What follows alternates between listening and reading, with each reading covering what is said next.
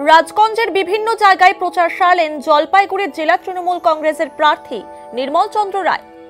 রবিবার রাজগঞ্জ ব্লকের বেলাকোবা বাজার, গজলডোবার টাকিমারি, আমবাড়ি সহ বিভিন্ন এলাকায় ভোটের প্রচার করেন তিনি।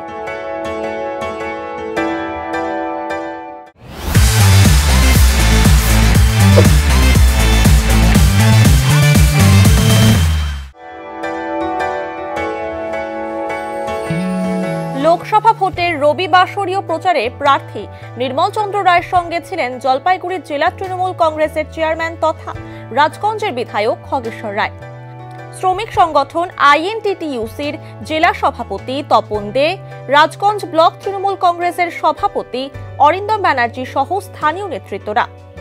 প্রচারের পাশাপাশি রাজগঞ্জ ব্লক যুব তৃণমূল কংগ্রেসের পক্ষ থেকে আমবাড়িতে দেওয়াল লিখন করেন প্রার্থী নির্মল চন্দ্র রায় ও বিধায়ক খগেশ্বর রায়।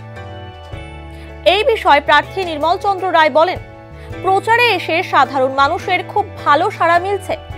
বাংলার প্রতি কেন্দ্রীয় সরকার যে বঞ্চনা করছে তার বিরুদ্ধে আমাদের প্রতিবাদ। এই ইস্যুকে নিয়েই আমরা প্রচারে নেমেছি। জেলায় ফলাফল খুব ভালো হবে বলে জানান তিনি।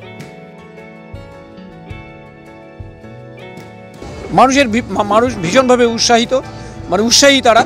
আমি যেখানে যাচ্ছি সেখানে ওয়েল রেসপন্স আমি পেয়ে যাচ্ছি আর কি। মানুষ এগিয়ে আসছেন, তারা আমিও নমস্কার করলে তার প্রতি নমস্কার জানাচ্ছেন এবং তাদের হাসি মুখ দেখে আমরা সবাই আমাদের মুখটা হাসিতে ভর্তি হয়ে যাচ্ছে।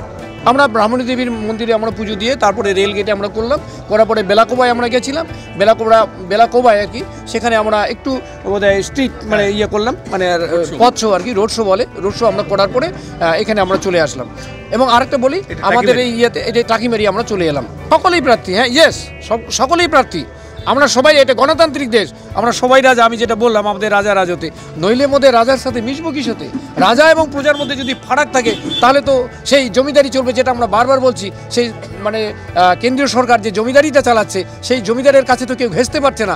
আমাদের পশ্চিমবাংলার যে সরকার, মা মাটি মানুষের সরকার, এটা বুঝতে হবে। আমরা মাটির মানুষের সাথে আমরা যারা এখানে নেতৃত্ব আছি সবাই আমরা মাটির মানুষ। আমরা সবাই কর্মী, সবাই আজকে একজন প্রার্থী হয়েছে, কিন্তু আসলে প্রার্থী সবাই। মানুষের সামনে যেটা আমরা তুলে ধরছি, প্রথম আমাদের গণতান্ত্রিক অধিকার, সেটা সংকটে। আমাদের সংবিধান আজকে সংকটে পড়ে গেছে, যুক্তরাষ্ট্রীয় কাঠামোটা আমাদের সংকটে রয়ে গেছে। আর সবচেয়ে যেটা আমাদের প্রচারের যেটা আমরা করছি, সেটা হচ্ছে বাংলার মানুষকে যে বঞ্চনা, দীর্ঘদিন ধরে বাংলার মানুষকে যে বঞ্চনা, একটা যুক্তরাষ্ট্রীয় কাঠামোর মধ্যে একটা রাজ্য থাকবে, সেই রাজ্যের যারা মানুষ থাকবে তাদেরকে কখনোই বঞ্চিত করতে পারে না। এই যে অন্যায্যভাবে বঞ্চিত করা হচ্ছে, তার বিরুদ্ধে আমাদের প্রতিবাদ, সেটাকে ইস্যু করেই আমরা এবার ভোটে লড়ছি। এবং এটা বাংলা সেই বঞ্চনা কখনোই মেনে নেবে না। ফলাফল ভালোই হবে।